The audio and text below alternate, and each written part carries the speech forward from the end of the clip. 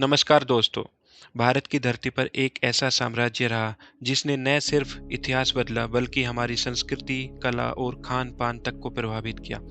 लेकिन क्या आप जानते हैं कि मुगल असल में भारत के नहीं थे और कैसे उन्होंने एक छोटे से आक्रमण से शुरुआत करके पूरे हिंदुस्तान पर राज किया और फिर आखिरी में ऐसा हुआ कि इतना शक्तिशाली साम्राज्य धीरे-धीरे खत्म हो गया। आज हम जानेंगे मुगल साम्राज्य की पूरी कहानी शुरुआत से अंत तक। और अब हम देखेंगे बाबर और मुगल साम्राज्य की शुरुआत। मुगल साम्राज्य की शुरुआत होती है 1526 ईस्वी में, जब बाबर नाम का एक शासक भारत पर आक्रमण करता है। बाबर कोई साधारण राजा नहीं था, वह तैमूर और चंगेज खान का वंशज था। उसे भारत की संपत्ति और यहाँ की जमीन बहुत आकर्षित करती थी।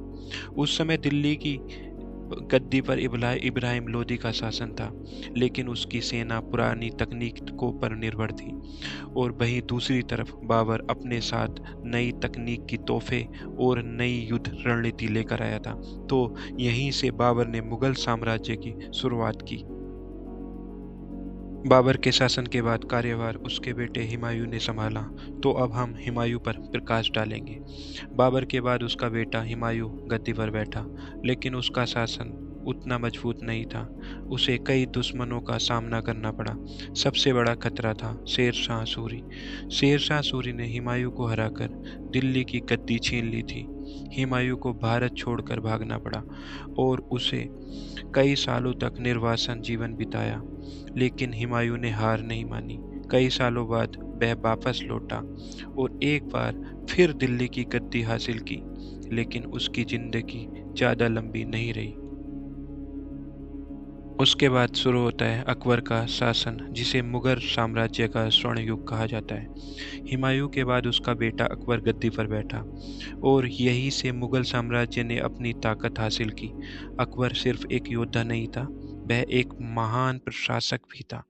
उसने अपने साम्राज्य का विस्तार किया, राजपूतों से संबंध बनाए और एक मजबूत प्रशासनिक व्यवस्था बनाई।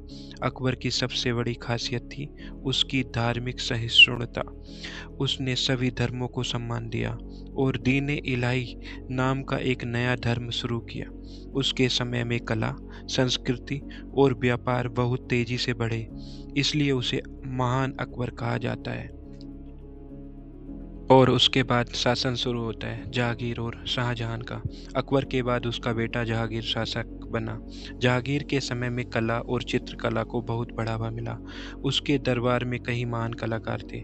इसके बाद शाहजहां आया, जिसे उसकी भव्य इमारतों के लिए जाना जाता है। शाहजहां ने कई शानदार इमारतें बनवाई, लेकिन सबसे प्रसिद्ध है ताजमहल। ताजमहल उसने अपनी पत्नी मुमताज की याद में बनवाया और आज यह दुनिया का सबसे खूबसूरत स्मारकों में एक माना जाता है। औरंगजेब और पतन की शुरुआत। शाहजहां के बाद उसका बेटा औरंगजेब सत्ता में आया।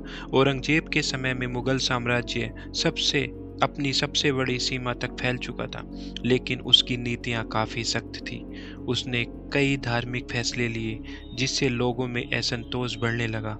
देश में अलग अलग हिस्सों में विद्रोह शुरू हो गए और धीरे धीरे साम्राज्य कमजोर होने लगा।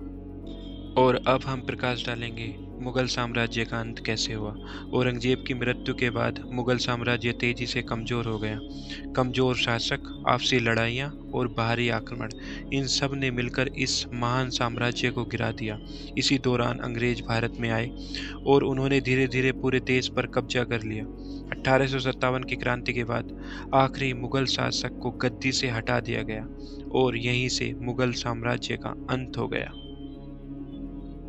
तो ये थी मुगल साम्राज्य की पूरी कहानी। अगर आपको ऐसी ही रोचक और आसान भाषा में इतिहास जानना पसंद है तो वीडियो को लाइक करें और चैनल को सब्सक्राइब करना बिल्कुल ना भूलें। Thank you everyone.